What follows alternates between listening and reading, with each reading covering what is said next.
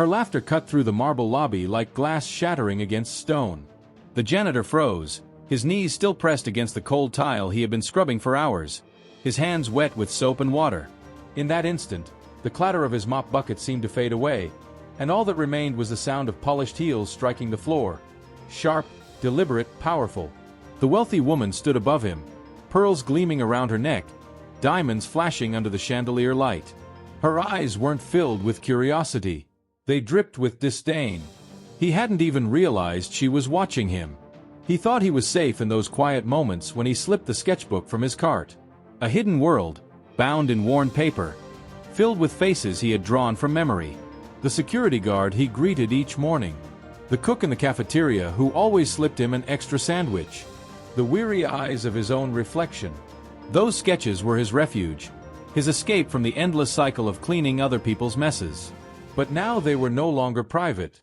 They were in her hands. She flipped through the pages with manicured fingers, and with every turn of the paper, his stomach tightened. She wasn't studying the drawings. She was scanning them with the detached gaze of someone searching for something to mock. Then came the words, sharp as a slap. Art? Her voice carried through the grand lobby. A few of her companions, businessmen in tailored suits, turned to look. Stick to mopping floors, she sneered. Leave the masterpieces to real artists. Laughter followed. Cruel, echoing, bouncing off the walls like an orchestra of mockery. The janitor kept his head down, his face tilted toward the marble tiles that reflected the light but not his dignity. He said nothing. What could he say? His throat felt locked, his tongue heavy. Silence wrapped around him, heavier than any chain he had ever known. But his hand betrayed him. It clenched tighter around the wooden handle of the mop. Not in violence, not in defiance, in restraint. He was holding back every word he wanted to say, every truth he longed to shout. His eyes flickered, not to the woman, not to her diamonds or her sneer, but past her, toward the blank white wall that stretched behind her entourage. In that wall he saw possibility, a canvas no one else could see. He saw colors bursting, faces coming alive, stories told through paint strokes. He saw freedom. The wealthy woman, amused by his silence, gave a final chuckle and tossed the sketchbook onto the wet floor. The pages spread open as the paper soaked in water and soap. The graphite smudged, lines blurring into gray stains. His art, his refuge, dirted under the soles of her shoes. Her heels clicked again, a cruel metronome as she walked away, her laughter trailing behind her like perfume. Her entourage followed, their expensive colognes and mocking grins lingering in the air. The janitor stayed still for a moment, kneeling, the mop lying across the bucket like a forgotten weapon. The world around him seemed frozen. People passed through the lobby, some pretending not to notice, others glancing with pity, a few shaking their heads with quiet sympathy. But no one spoke. No one stopped. Finally, he reached down. Slowly, carefully. His fingers brushed the wet pages, lifting them from the soapy floor. He pressed the sketchbook to his chest, even though the charcoal was smeared across his palms. He didn't look after her. He didn't watch her leave. His eyes locked again on that wall. Empty. Waiting. And in that silence, in that humiliation, something stirred. Not rage. Not defeat. A quiet determination. The kind that grows only in the hearts of those who have been overlooked, ridiculed, discarded. He knew what she thought of him. He knew what they all thought of him. A janitor. A man invisible in his own building. But deep inside, he also knew something else. The hand that scrubbed floors was the same hand that could paint beauty. The eyes that watched dust collect were the same eyes that could see colors no one else noticed. He rose to his feet. Slow. Deliberate. His back ached, his knees stiff, but his posture straightened. The mop squeaked as he pushed it aside, returning it to the cart. He placed the sketchbook back in its hidden spot, though the pages were damp and stained. Then he pushed the cart forward, the rattling wheels echoing in the grand space. People turned to watch him pass, their laughter fading, their whispers quieting. To them, it looked like nothing had changed.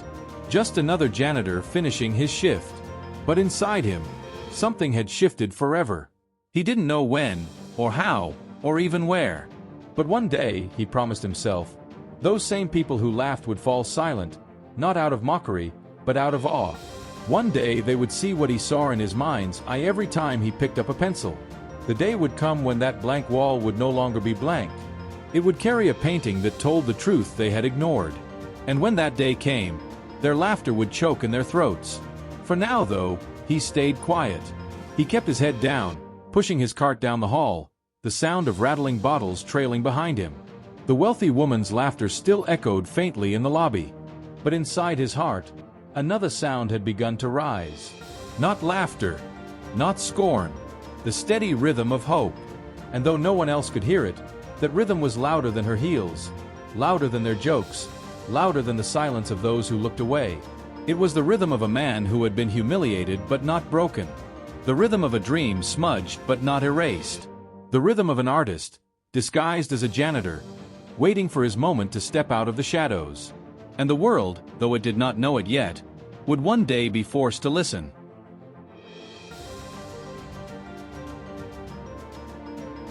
The whispers began the very next morning. They floated down the long hallways of the building, weaving through glass offices and polished lobbies like smoke. Did you hear? The janitor thinks he's an artist. The words weren't said with admiration.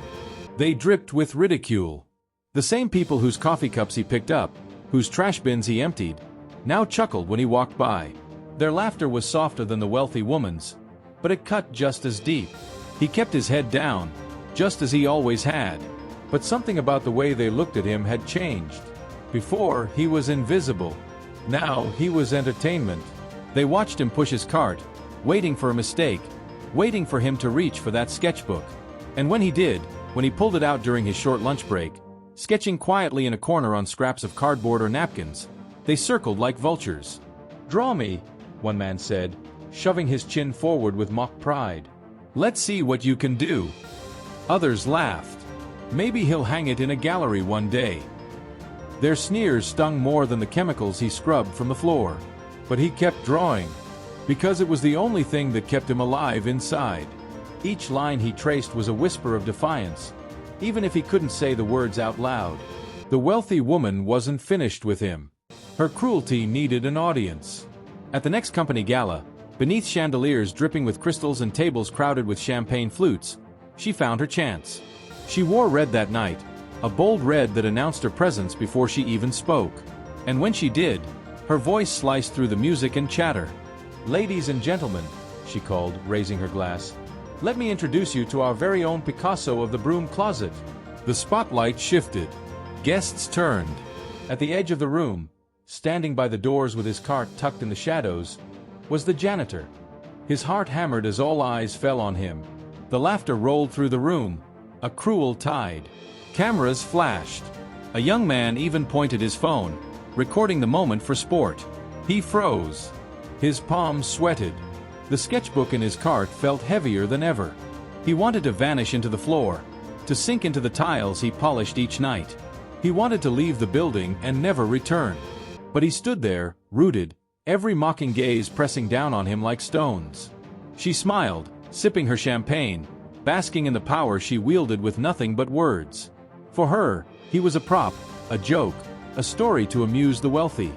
For him, it was humiliation magnified. Later that night, long after the party ended and the laughter faded into silence, he returned to his tiny apartment. The walls were cracked, the paint peeling, the air heavy with the smell of mildew. But on those walls hung life. Canvas after canvas. Portraits, landscapes, memories captured in strokes of blue, gold, and crimson. He sat before them, his hands trembling. He felt broken, humiliated. And yet, as he stared at the paintings, he felt something else too. Pride. These walls did not laugh at him. These faces did not mock him. Here he was not invisible. Here, he was what he always knew himself to be. An artist. That night, he painted with fire in his veins. Each stroke carried the weight of the ridicule he had endured, the laughter he had swallowed, the silence he had kept. His brush cut through the canvas like a sword, carving out dignity in colors no insult could erase. Days later, fate intervened. A young intern, barely out of college, her eyes full of curiosity, stumbled into a storage room late at night and found him there, sketchbook in hand. She froze. watching his pencil dance across paper. She had never seen anything like it. The faces looked alive, as if they could speak. "You did this," she whispered. He nodded, embarrassed, trying to tuck the book away. But she wouldn't let him. She turned the pages, her breath catching. This is incredible." He shook his head. "It's nothing. Just practice." "No," she said firmly, her voice carrying more weight than her age. "This is art. Real art. You have to show this to people." He chuckled bitterly. "They've already seen." And they laughed. Her eyes softened. They laughed because they're afraid of what they don't understand. "Let me help you." He hesitated, torn between fear and hope. Every instinct told him to stay silent, to keep his head down, to avoid another public humiliation. But her belief in him was unshakable. She saw him not as a janitor, but as an artist. And for the first time in a long time, he allowed himself to believe it too. Quietly, without telling him all the details, the intern made arrangements. She convinced the event coordinator for the next company gathering to include a surprise art presentation. She promised it would be memorable. She promised it would move the crowd. And she just knew, that when the curtain fell and his work was revealed, the room that once laughed would never laugh again. But he didn't know any of this yet. He only knew the whispers were still there.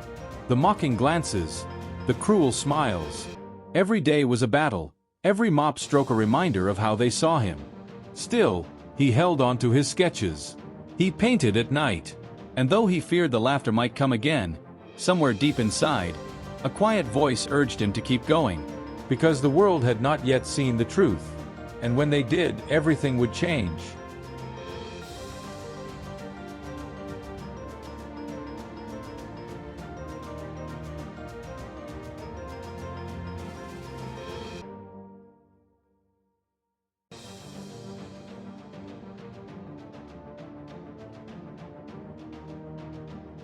The ballroom shimmered that night.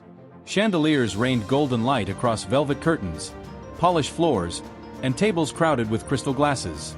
The wealthy moved like they owned not only the room, but the world itself, laughing, clinking their glasses, whispering about stocks and vacations to islands most people would never step foot on. And there, hidden at the very edge of it all, stood the janitor. He wasn't meant to be seen. He never was. His cart was tucked into a corner near the service door, his uniform pressed but faded, his eyes lowered as he pretended to study the floor. Yet inside his chest, his heart pounded with a rhythm so loud he swore they could hear it over the orchestra. On stage, the wealthy woman's smile gleamed like polished steel. She raised her hand, commanding silence. Her voice carried across the room with ease. "Ladies and gentlemen," she began, her tone playful, dripping with condescension. "Tonight, I have arranged a little amusement for you all." The crowd chuckled even before she revealed what it was. They knew her well enough to expect cruelty dressed as entertainment. She gestured toward the stage, where a massive velvet curtain concealed something tall, framed, waiting to be unveiled. "You've all heard the whispers," she said, glancing toward the janitor in the shadows. "Our building has its very own artist. Yes, you heard me right. The janitor fancies himself a painter." Laughter rippled like a wave. Heads turned toward him. His shoulders stiffened. He wanted to vanish, to become invisible again. But before he could retreat, the intern caught his eye from across the room. She gave him the smallest nod. Her expression was steady, certain, almost defiant. For a moment, he didn't understand. Then he realized. She had done this. She had arranged this unveiling, not as a joke, but as a chance. A chance to be seen. The wealthy woman grinned. "So let's see what our Picasso has created, shall we?" With a dramatic gesture, she signaled the stagehand. The curtain fell. The laughter died instantly. Gasps replaced it. There, bathed in the warm glow of the stage lights, was not a joke, not a crude sketch, not something to be mocked. It was a painting so alive, so breathtaking, it seemed to silence the very air. The canvas stretched high, covered in colors that burned with truth. The janitor had painted the people no one ever noticed, the cooks in the basement kitchens, the guards who stood at the doors through rain and cold, the secretaries typing late into the night, the janitor sweeping when everyone else slept. Their faces were captured with dignity, their eyes full of stories, their hands scarred from work. Each stroke was raw, fierce, filled with love and pain and honor. It was not just a painting. It was a mirror held up to the crowd, forcing them to see what they had chosen to ignore. The wealthy woman's smirk faltered. Her glass lowered. For the first time, she looked uncertain. The laughter she had expected never came. Instead, silence pressed down heavy, almost holy. Guests leaned forward, drawn in, unable to look away. Then applause began. Soft at first, hesitant but growing. A clap here, a clap there, until the room erupted. Not polite applause, but thunderous. Cheering even. Cameras flashed, but not at her. Not at the wealthy. Every lens turned to capture the painting, and the man who had made it. The janitor stood frozen, his breath shallow, his hands trembling. He had imagined this moment in the quiet of his apartment, had dreamed of a day when his art would be seen. But never like this. Never in the very place where he had been humiliated. He felt his chest tighten, tears threatening to rise. The wealthy woman glanced around, desperate to reclaim control. She tried to smile, tried to laugh it off, but the room was no longer hers. Their eyes weren't on her. They were on him. On the man she had called a joke. Her cheeks burned red, the color climbing up her neck. She turned her gaze toward him, but this time, she didn't find a bowed head or lowered eyes. The janitor stood straighter. He didn't speak. He didn't need to. His silence was louder than her laughter had ever been. The intern appeared at his side, whispering, "They see you now." And for the first time, he believed it. In that moment, power shifted. The wealthy woman, who had mocked and belittled him, now stood small, diminished in the shadow of a truth she could not deny. The janitor, who had spent years invisible, now stood tall in the glow of his art, his dignity blazing before them all. The crowd kept clapping, their cheers rising higher. Someone shouted, "Bravo!" Another voice said, "Magnificent!" A man in a suit asked loudly, "Who painted this?" And heads turned, not to the stage, not to the wealthy woman, but to the janitor still standing by the service door. He felt the weight of their eyes, the shift in the air. He wasn't invisible anymore. The wealthy woman tried once more, her voice trembling. "Well, it's certainly surprising." But no one listened. Her words fell flat against the roar of applause. The crowd had already chosen their truth. The janitor closed his eyes for a moment. He felt the rhythm in his chest, steady, strong. The humiliation that once threatened to crush him was gone. In its place was something new. Pride. Dignity. A voice that spoke not in words, but in paint. He had been mocked. He had been laughed at. But now, standing in that grand ballroom, he knew the laughter was over. And in its silence, his art had spoken louder than any insult ever could.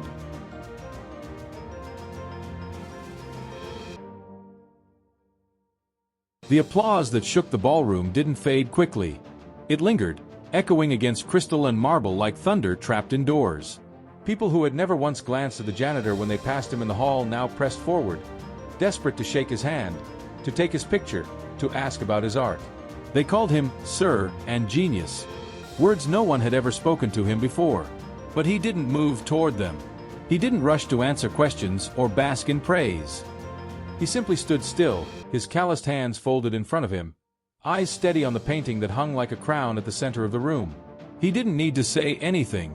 The art had already spoken for him. The wealthy woman, once the queen of this glittering court, had been reduced to silence. Her entourage avoided her gaze. The power she had wielded so effortlessly now slipped through her fingers like sand. She looked around, searching for someone to laugh with her, someone to share in the mockery she had planned. But no one did. They were all watching him. The janitor. Her pearls seemed heavy around her neck, dragging her down.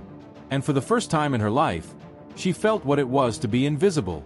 The janitor bent down slowly, retrieving his sketchbook from the edge of the stage where she had thrown it days before. Its pages were wrinkled, smudged, but still alive with the charcoal lines of his imagination. He brushed the cover gently with his thumb, as if sealing a promise he had once made to himself, that no matter the mockery, the silence, or the shame, he would keep creating. He lifted his eyes to hers. For a brief moment, they locked in silence. Not anger, not revenge, just truth. She shifted uncomfortably, her painted smile trembling, unable to hold his gaze. He didn't need to speak. His dignity alone was enough. The intern stepped forward, her voice firm, steady, cutting through the noise. "This man's work doesn't belong in a broom closet," she said, addressing the room. "It belongs in galleries, in museums, in the hearts of people who need to see what dignity looks like." Her words rippled outward, finding nods of agreement, murmurs of approval. The crowd was listening to her now too. A man in a tailored suit, a museum director, approached the janitor cautiously, as though standing before royalty. "Would you allow us to exhibit your work?" he asked. "The world needs to see this." The janitor's throat tightened. He had imagined opportunities, yes, but this was beyond dreams. He opened his mouth, but for a moment, no words came. He simply nodded. The crowd erupted again. The wealthy woman tried once more to recover her ground. "Well, of course," she stammered. "I always believed in nurturing hidden talent. That's why." But her lie fell flat. The room had turned against her. They remembered the laughter. They had heard her mockery. And now, against the weight of truth, her words rang hollow. She was no longer the star of this story. The janitor felt something shift deep inside him. It wasn't just pride. It was freedom.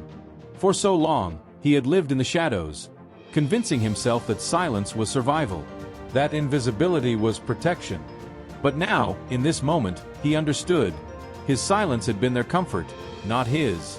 His voice, his art, was always meant to be seen. He turned toward the painting once more. The faces he had captured stared back at him.